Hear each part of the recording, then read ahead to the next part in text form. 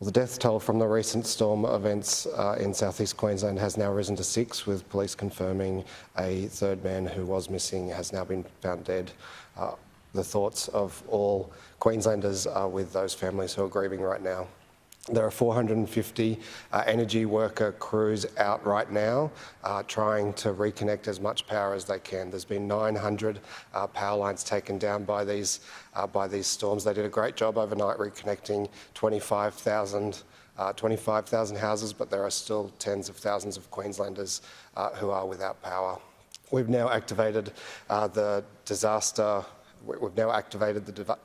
hardship funding arrangements for the Gold Coast, so people on the Gold Coast affected by the disaster can apply for those hardship payments now.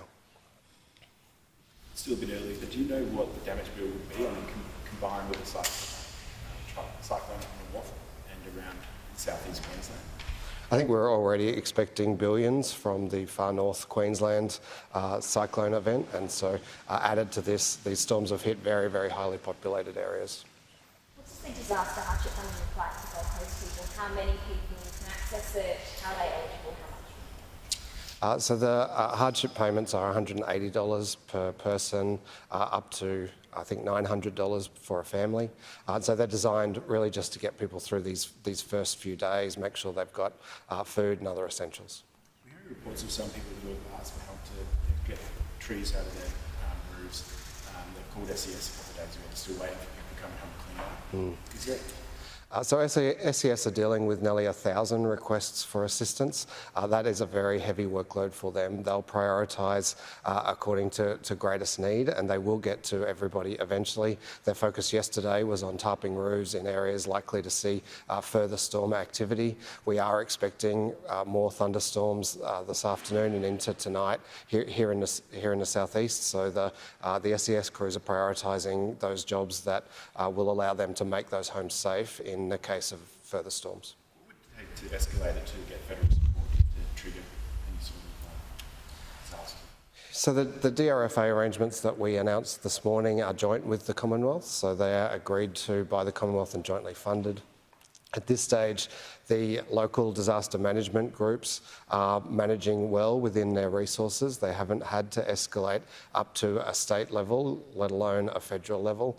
We will have a state disaster group coordination meeting this afternoon just to make sure that those mayors feel that they have all the support that they need from state agencies. Businesses, there's restaurants without power, losing thousands of stock, will they help the businesses? At this stage, our focus is on the immediate response and making those homes and businesses safe. Ultimately, for most of those businesses, their insurance arrangements would need to be the source of support. Tom Tater's blasted the Bureau of Meteorology and said that they gave out warnings far too late. He said it was unforgivable and something needs to happen. Do you have any comments on that? Well, I'll let the Bureau speak for themselves and what they knew when. I've always found that the Bureau staff that I deal with are very professional and do their very best to use the information that's available to them to provide those predictions. They walk a fine line. Often, if they predict more than what occurs, they get criticised, and if they predict less than what occurs, they get criticised. So. I've always found them very professional to deal with. It's very hard for them to be predicting the kinds of events that we haven't really seen before. Describe those events and some of the pictures that we've seen in the last couple of days are just incredible. Yeah, that storm the day before yesterday in particular, it took down a concrete power line. So it's the first time we've ever had a concrete power pole destroyed by a storm. That's pretty significant. That's unprecedented. Certainly the scenes I saw where you didn't just have a single power line down, you had a power line down between every pole. And that's then been repeated largely around the Redlands yesterday. So there were 250,000 lightning strikes the day before yesterday, another 150,000 lightning strikes yesterday. These are very intense storms. Just on another issue, the CCC's been seeking urgent law changes to allow it to release investigative reports into investigations it's done into Jackie Trout and Peter Khan. Will you commit to changing the law before the next election? I know the Attorney-General is working on what law changes will be required. She's confirmed that we will make changes, but the detail of those are yet to be determined. Will you be pushing to have those reports released under those law changes? We're looking at what the appropriate law changes would be that would address the CCC's concerns. We've seen a number of pieces of legislation in that department be delayed, decriminalising of sex work, shield laws. What sort of time frame are you giving on law changes for the CCC? Well, I haven't had a chance yet to talk to the Attorney about that since I took over as Premier. I did have discussions with her previously as Deputy Premier, so I'm aware that they are progressing.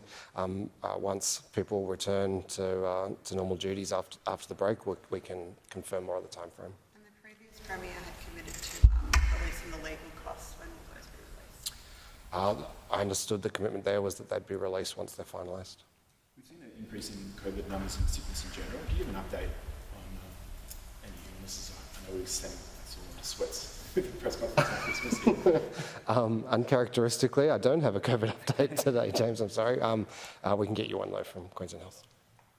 Just a question from Senator Womber, they're just talking about storms that went through the Lockyer Valley last month. Is there any update on the recovery of all the different farms and producers in that area? I don't have an update on that. Happy to get you one. Obviously, we'll be working as closely with them as we can to get them back on their feet. Thanks, Great, everyone. thanks.